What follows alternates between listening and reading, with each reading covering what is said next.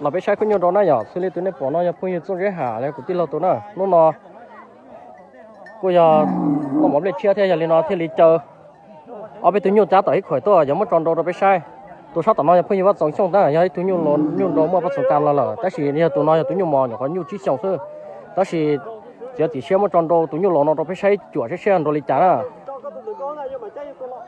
giờ sẽ xem đồ trả à tụi nó nhận đồ mà không là gì nè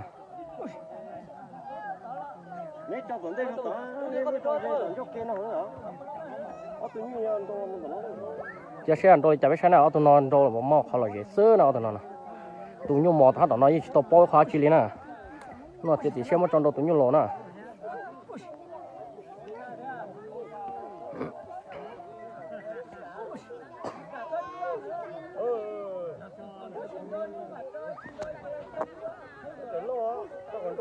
giờ sẽ bọn đó nè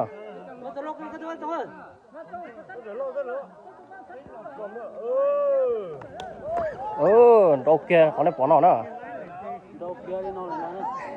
nó to nó chỉ nhớ xe thôi nó to chỉ nhớ xe tôi nhiều lẽ là vậy tôi nhiều mò ta xin đồ lúc sáng nó cũng cho tới tôi lấy theo chỉ ta lên đó là nữa nha cái tôi nhiều tua rong hay liền cái chụp bút chọn đồ ít cũ đấy nè tôi nói là nếu bỏ thì chụp bút chọn ít cũ đi sáng giờ trong xe ăn tôi lấy chán à tôi nó mà nhận đông thế nè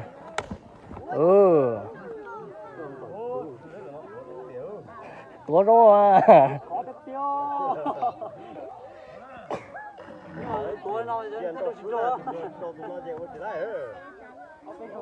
sáng giờ trong xe ăn tôi lấy chán gì cô giờ ấy tôi lo nhỏ khỏi yêu nhau xin đồ xin để nó tới xí xé lo gần gò lên trong đồ muốn trong đồ tụi nhau lo nè cô giờ chỉ một tuần đồ lệ theo nhà nó theo thì xé một trong đồ được cái sai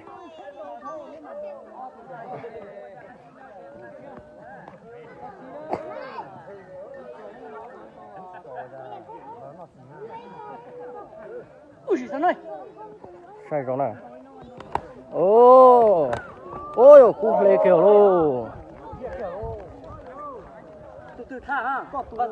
bắt tông tôi tha đi giá số tới chỗ cha ta tỏ gì ôi xin đọc cần cầu nhiêu lon đồ nhiêu mò chỉ trong lên nó nè ta tỏ nên treo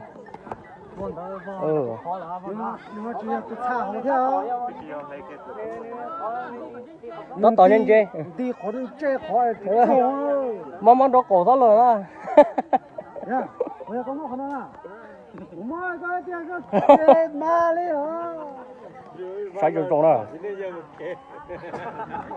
bao lần chơi chơi giờ ya thì chơi nữa nó không mà chơi vô nó tập kỳ sát tổ cả nó kỳ sát tổ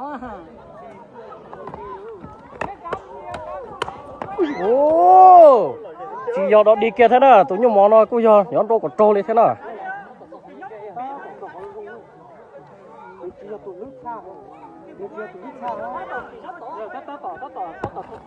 sai rồi nè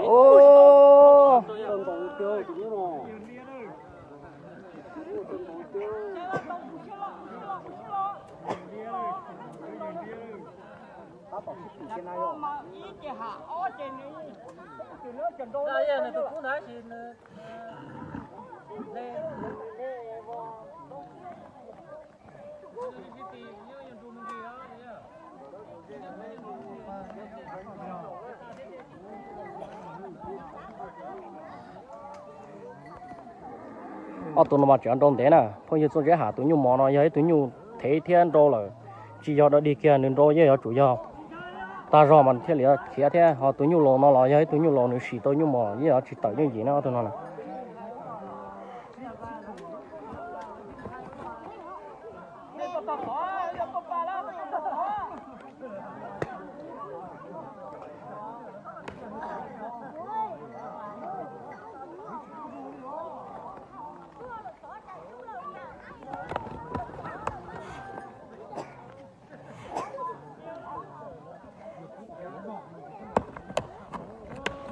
trâu kê cú đà tụi nhau mò trâu kê tụi nhau lấy kho mình gì đó nè sai rong sai ăn đồ chán gì ô bling plơ plơ thế xưa đâu chỉ đó đi kia đâu con lo như ô cả trâu cụ là như ô cả trâu con lấy nào ôi yo sai rồi trâu đó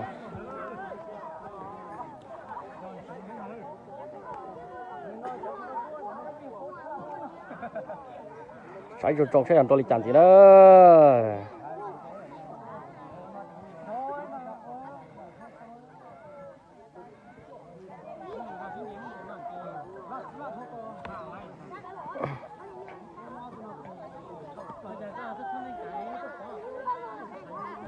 ô yo ít cúp lên plơ thế nào tụi mò nó chia đó đi kia thế nào nhà đâu đó đi suốt chỉ to nào tụi mò nó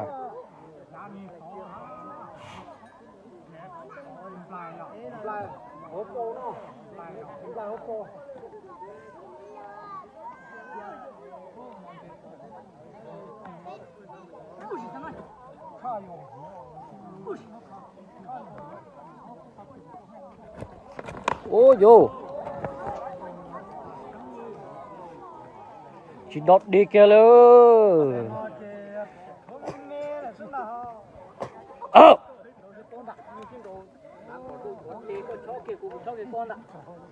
rồi này bị son trái đâu tụi tôi tụi nó Nếu cái lùng to quá ở trên trái bà thì tôi chỉ tôi chỉ tôi liệu tôi chỉ tôi tụi nó Kira Malaysia itu kan dia kan kira. No. Kira. sai rồi trâu đó ở tụi nó mà chỉ ăn đồn thế nào tụi nó Kira tu tu teh pamua apa no. Angka ke pamua. Kalian tak?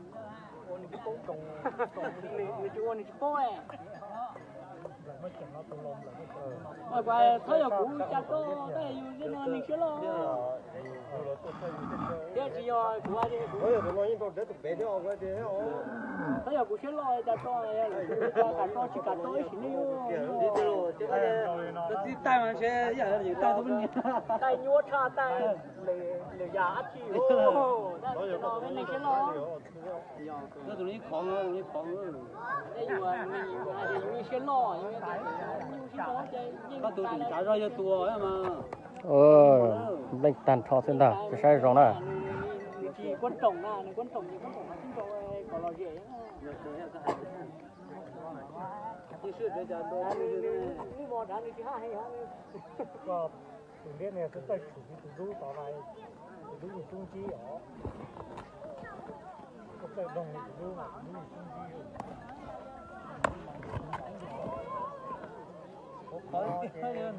còn lấy trong thực tiêu bỏ bè hả một bê lấy là đồ tròn cô chúng nó đồ thảo kia mà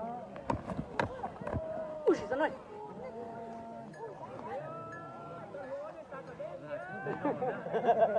sai rồi nè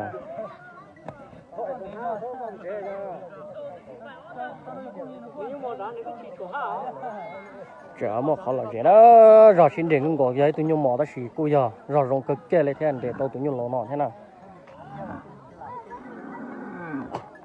giờ chỉ tuổi rong mà nói với nhau chỉ tao tụi nhung lò nọ thế nào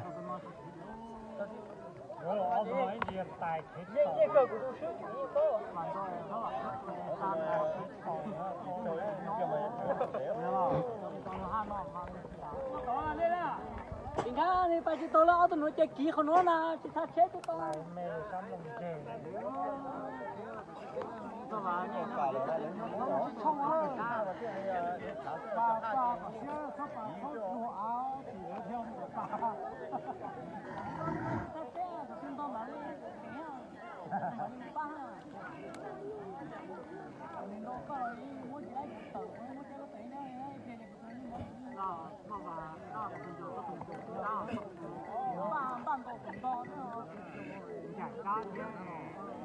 sai rồi nè chả mà khó đồ to lọ nhẹ thôi phải sai đồ to chuột là thì nó là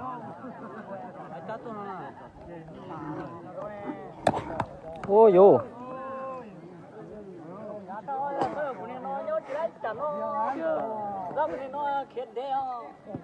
giờ tụi nó to hay giờ tụi nó to hay giờ to hay thôi cái này nó kiếm to hay à thì cú ai có là to thì rồi to hay nó chơi kia này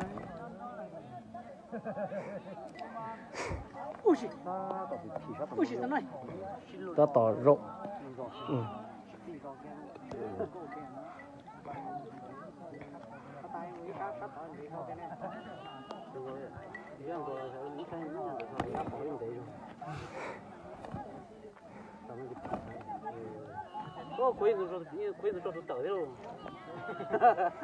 Có rong ít xí vậy tụi nó ra thì thâu cũng lá trò ôi yo ôi yo ôi ô gom lên tàn trò thế nào đó ừ.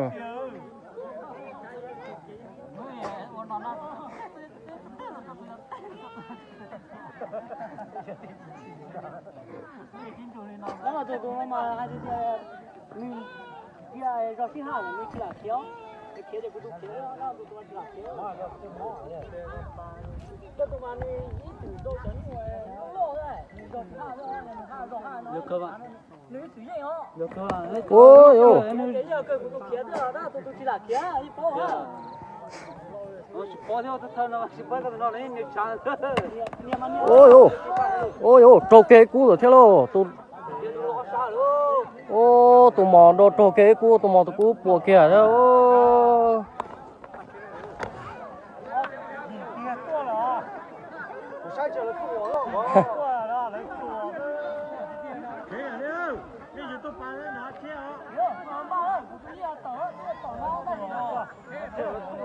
sai rồi đó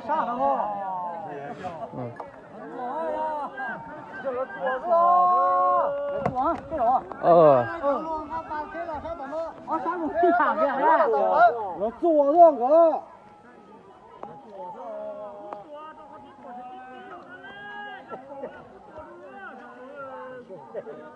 xe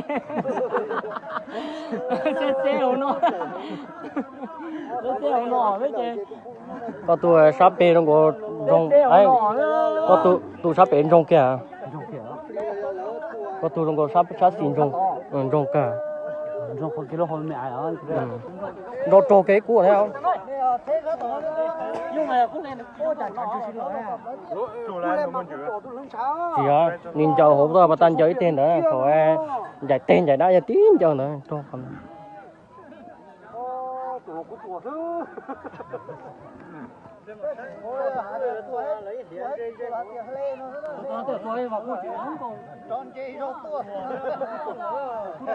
dạ tụi cũng là chỉ không có hay dạ tụi và cũng là chỉ không có hay phải được rồi nó ở sao cụ hiện đủ lù rồi họ tụi sát xin nó tụi cũ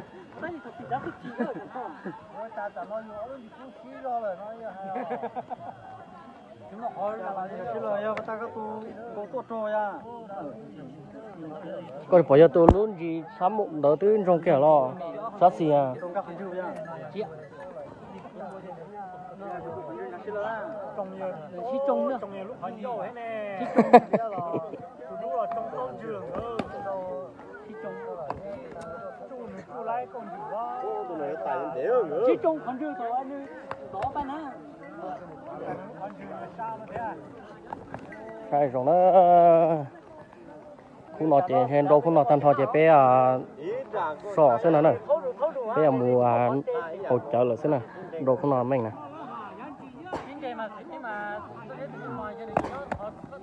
ôi ô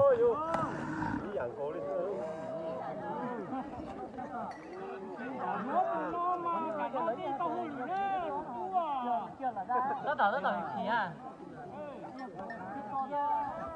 nó hải án chứ đi hà đi luôn hải án chứ mà còn không mấy cả đấy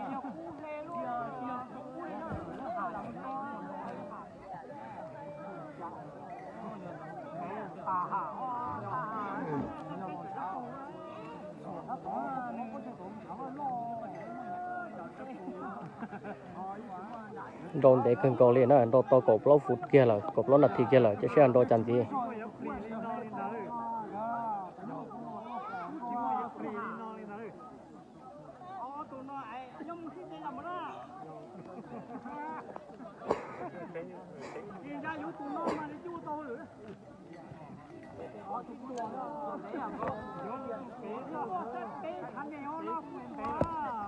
Ôi trâu kế cũ đó, trâu kế cũ thế nào đó, ô, gà lôi cũ,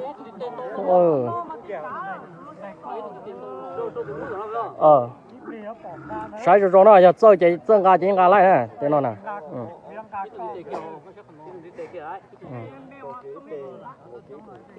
có tí quay ở lên thế này, tí quay à.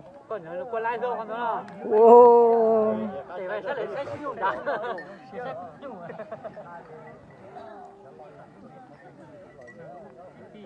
Wow, không sao đâu. Con nó chạy chuyện xích ra.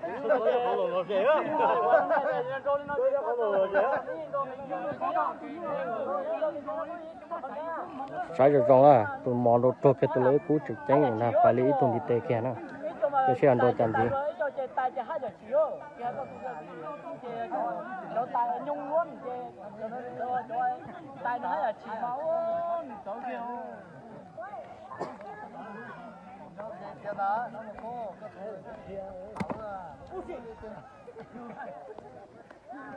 Nó chỉ mà có lấy chúng mình chỉnh con này đó. Cháu mà lấy cả số 10 đấy, nó chỉ chỉnh con này đó, mình được đấy. Sai rồi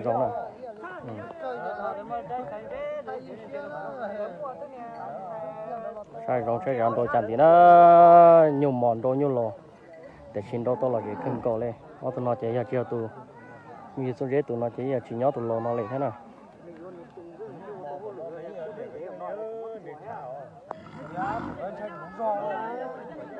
Cái chỉ có thổi à? Còn thế á, cái thằng trên trên to to. Có cái trên cái cũng rồi thì nó mất còn đấy đó, cái mặt Mình biết có cua mà rồi. Tiêu không có tiêu tua đấy rồi. Tiêu nè. Tụi nó mà giờ chọn ru là nó nhìn đâu cua mình đi. Đó là nhìn đâu mình chơi đó rồi mình Rồi ai xa xí rồi.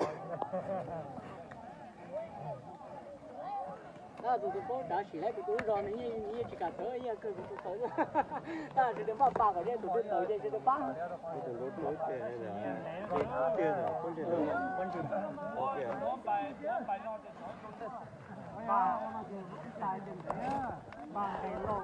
Sai rồi nào.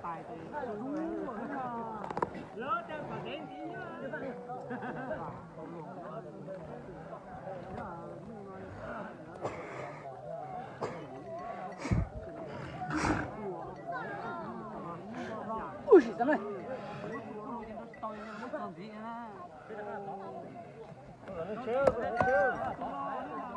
Nhìn thấy nó ai à phải cái kia thôi. Đi sẽ chết rồi.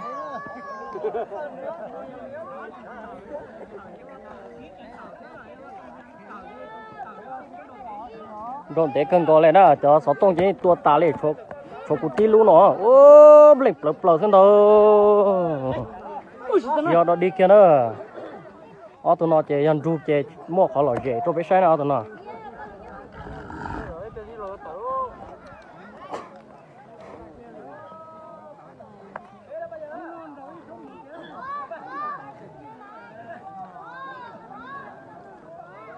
Đồ dây đồ rồi, đồ kia, đồ cục đồ dây đồ. Giờ cơ. Đồ dây đồ có một món đó. Nó cái đồ tiên đồ tụi mà lúc đã xí xí à, cũng đồ ta đồ nhìn đồ xí xí nó nhìn đồ gì giờ cũng đã hạ thì mà đồ kia vậy đi. Đồ dây thông hả? Cụ tí lúc con rồi Giờ cơ. Cụ rồi, cụ kia nữa. Bắt tan rồi trôi cụ thế. Cái gì mà bắt mà chỉ có một tiếng này hết này. Đồ dây thông.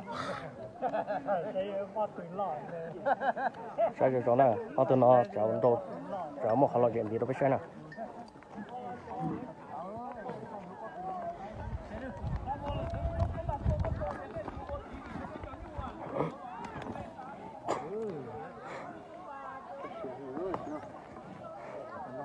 Rõ rồi, sao ở thân đồn thế không? Trong một thế không?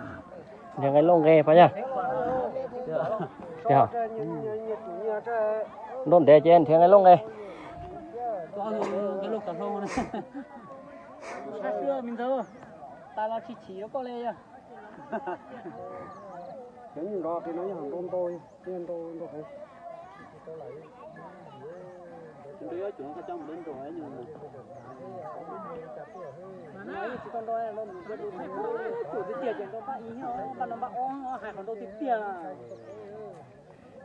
cháu cho mà ít có tuổi có tuổi nó mình đâu tiền kia tại sao nó thì ó tiền nó ó đủ sẽ đâu chả nè ở tụi nó chả đủ vào họ là gì tí nè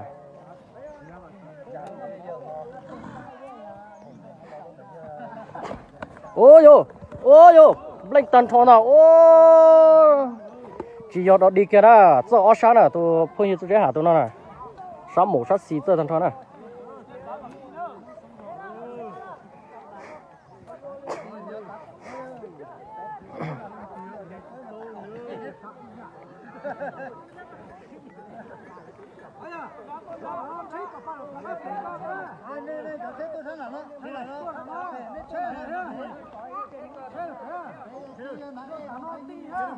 sai rồi nè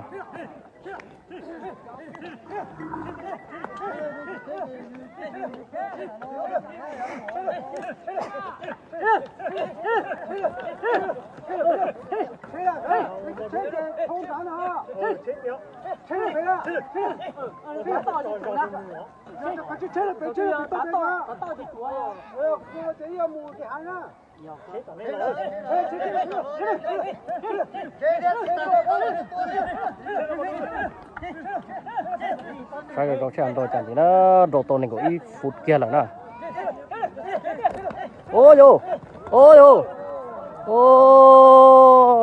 chúa cha nó phun như tôi hả tôi mới nhận cái này họ nó bỏ nó là chúa cha nếu mà nó ăn đồ đùa với sai nè mà màn tê chúa cha nó nếu mà bé nó ăn một sai đồ đùa nè vậy tôi nhung mò tan tới cân co lên mới nhận kia là nè